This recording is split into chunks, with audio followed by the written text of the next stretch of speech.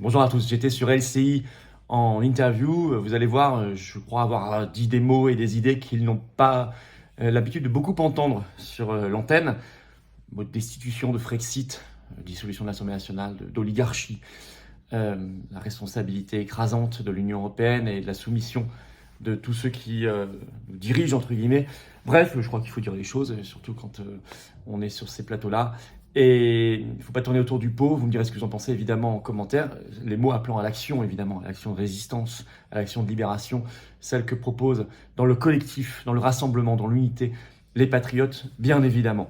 Vous savez qu'on se retrouve ce vendredi, là, 31 mars à 19h en direct sur cette chaîne pour vos questions en direct, l'actualité nationale et mondiale en direct. Soyez au rendez-vous, bien évidemment. N'oubliez pas d'ici là de vous abonner à cette chaîne YouTube. Petit bouton en dessous, vous cliquez sur s'abonner. Hop, c'est fait, c'est gratuit, c'est instantané, c'est très très important. Il y a beaucoup de gens qui s'abonnent en ce moment à la chaîne. Grand merci. Et ça prend vraiment une seconde. Hein. Et l'intérêt, c'est que les vidéos sont mieux recommandées automatiquement par YouTube plus vous êtes abonné. Et bien, à 500 000 abonnés, on fêtera ça dans un événement très spécial, très nouveau, ensemble en direct, et comme il se doit. Les choses, bien sûr. N'oubliez pas que nous avons également mis en lien sous la vidéo en description une pétition nationale contre le drapeau européen, entre guillemets, le torchon bleu étoile obligatoire sur les mairies, puisqu'on parlait du Frexit. Ben oui, pas grand monde n'en parle de cette affaire. Alors c'est une proposition de loi macroniste, hein, notamment d'Aurore Berger. Vous pouvez signer, vous pouvez relayer, il faut que les gens, les Français soient au courant de tout ça. Ben moi je vous attends, patriotes. Voilà, je vous attends. L'œuvre de libération nationale, elle est là, dans cette carte orange d'adhérents ou de réadhérents aux patriotes. Vous pouvez également faire un don de soutien au mouvement pour nous aider à financer nos actions. Sachant que tout ça est défiscalisé aux 2 tiers. Pour vous, comment on fait? Adhérer, réadhérer, c'est le premier lien sous la vidéo en description. C'est une petite fiche maintenant sur l'écran. C'est également un lien en commentaire épinglé. C'est en fin de vidéo en cliquant sur l'écran. Je ne vous le rappellerai pas en fin de vidéo. Faites-le maintenant, faites sur pause ou faites-le en fin d'entretien d'interview. Sous la vidéo en description, le deuxième lien, lui, il est pour faire un don de soutien aux patriotes. Ben oui, vital. Sinon, on ne peut pas financer nos manifs, nos actions coup de poing, nos tracts, nos affiches, nos informations, tout ce qu'on fait. Oui, nos revues, tout ça, ça coûte une fortune. Bah, on fait grâce à vous. Avec ceux qui peuvent aider, les dons supérieurs à 500 € d'ailleurs de votre part. On a rajouté un avantage personnalisé. Tout est expliqué dans la rubrique dons sur le site des Patriotes. Pourquoi adhérer, réadhérer?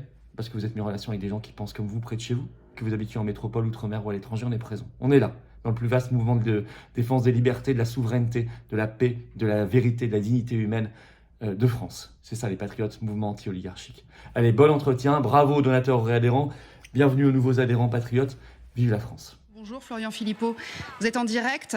Bonjour. Vous avez entendu ce que vient de dire Arlette Chabot, ce deuxième refus de main tendue pourrait, si j'osais dire, remettre de l'huile sur le feu, notamment concernant les jeunes. Ils sont très nombreux aujourd'hui dans la rue. Hein. Oui, c'est très bien que la jeunesse d'ailleurs soit mobilisée. On voit un pouvoir complètement brutal, complètement fermé, qui utilise les 49.3, les coups de force, et ça c'est insupportable. Moi je crois maintenant qu'il faut être très clair, seul le retour au peuple peut permettre de s'en sortir par le haut, soit par la dissolution de l'Assemblée nationale, ce qui me paraîtrait extrêmement sage, soit par un référendum, évidemment, sur cette réforme des retraites. Mais on ne peut pas continuer comme ça. Enfin, je veux dire, on n'est pas un pays avec un peuple qu'on considère comme du bétail, qu'on maltraite, à qui on envoie juste la police pour le faire taire et le faire se calmer.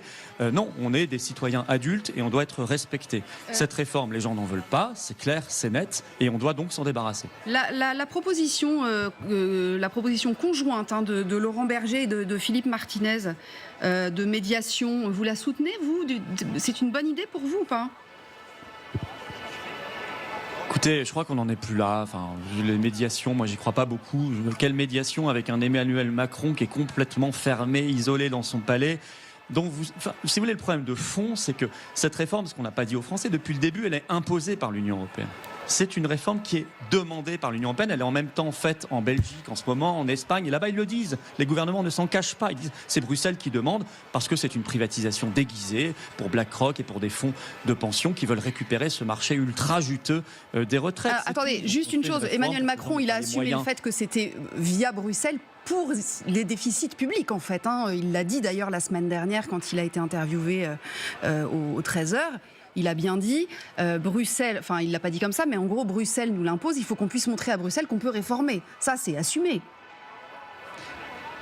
Alors, c'est pas assumé aussi clairement que vous venez de le dire, mais c'est vrai qu'il a commencé des aveux. mais il faut aller jusqu'au bout. En réalité, nous ne sommes plus en démocratie. Voilà ce que vivent les Français sur cette réforme. Il y en a eu d'autres avant. Qu'on nous impose comme ça, à coup de schlag, c'est l'ordre supranational oligarchique. C'est de ça dont il faut sortir. C'est pas pour rien qu'aux Patriotes, on est pour le Frexit. C'est parce qu'on pense qu'il faut aller à la racine des problèmes si on veut véritablement les traiter. Sinon, on va continuer les manifestations en masse tout le temps. Nous-mêmes, on en organise. On était samedi très nombreux dans la rue. On a même bloqué les Champs-Élysées pour se faire entendre sur ce sujet. Mais on n'aura pas de solution de fond tant qu'on ne sera pas redevenu un pays indépendant, libre, souverain et un peuple respecté. Un pays dans lequel on peut manifester comme ça, c'est une démocratie quand même, Florian Philippot. Dans une autocratie, on peut pas manifester comme ça à plusieurs centaines de milliers de personnes dans la rue. C'est pas possible.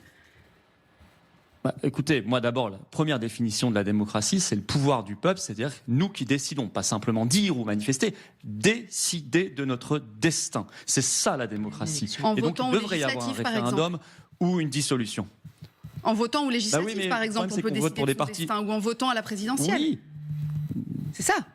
Mais pourquoi pas? Mais le problème, c'est que vous avez à la présidentielle un candidat qui refuse les débats. Vous avez aux législatives des partis d'opposition qui sont élus. Et quand il s'agit de voter des motions de censure pour renverser le gouvernement, ils ne sont pas capables, en tant qu'opposition, de les voter. Donc il y a un vrai blocage. Donc il faut vraiment réhabiliter, par exemple, le référendum. Ça fait 18 ans qu'il n'y a pas eu de référendum national en France. Le dernier, c'était en 2005 sur la Constitution européenne. En plus, il a été trahi 3 ans plus tard par le Parlement. Voilà ce que je dis. Mais fondamentalement, vous dites là, on peut manifester. C'est pas suffisant pour définir une démocratie. Et en plus, on peut manifester dans des conditions très difficiles dans notre pays. On est de plus en plus réprimés, on nous tape dessus, on nous violente, on nous brutalise. Vous savez, dans le monde entier, la France est de plus en plus vue comme un État policier, en tout cas avec les manifestants, et c'est insupportable. Nous-mêmes, on en a été victimes, on ne peut pas continuer comme ça. Vous êtes allé faire un tour dans les cortèges ou pas, Florian Philippot ? C'est faire ce référendum. On vous a pas vu tellement avec les manifestants. Oui, mais moi je vais... je fais mieux que ça. Moi, j'organise y compris des manifestations. Donc, je suis toutes les semaines. Non, mais celle-ci, les manifestations de l'intersyndicale. Il y a plein de gens de chez nous. Il y a plein de gens de chez nous qui y vont. Moi, je vais peut-être y aller. Je ne sais pas. Je suis déjà allé. J'étais dans des manifs précédentes. Mais je pense qu'il faut par ailleurs que nous soyons capables d'organiser des manifestations.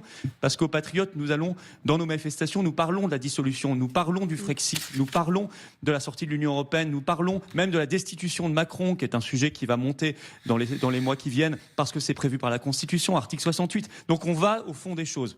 Et je voudrais que M. Macron et Mme Borne sortent de leur tour d'ivoire, qu'ils voient qu'il y a un peuple français qui n'est pas du bétail, pas des moutons à tondre, mais des gens qu'il faut respecter, qu'il faut entendre, et donc arrêter cette réforme des retraites. Je dirais juste une chose. En ce moment, il y a des banques perquisitionnées pour fraude fiscale, suspicion de fraude fiscale, 5 grandes banques. On parle de 140 milliards d'euros qui n'ont pas été donnés, qui auraient été détournés par ces banques. 140 milliards d'euros donnés aux copains du pouvoir. Des banques qui, y compris à un moment, on a pris des participations en 2009, on les a sauvées de la banqueroute et elles nous ont piqué 140 milliards d'euros. Vous voyez bien que de l'argent, il y en a. Donc arrêtons d'en prendre sur le dos des Français et des travailleurs et allons le chercher là où il est. Alors, c'est une perquisition. On va voir ce que ça donne, évidemment, parce que ça veut dire que c'est le début de l'enquête. En tout cas, votre message, sans doute, est passé auprès du gouvernement. Pour vous, c'est dissolution et puis Frexit et destitution du chef de l'État. Merci d'avoir été avec nous, en tout cas, Florian Philippot. On va faire un petit tour du côté de la manifestation à Lille.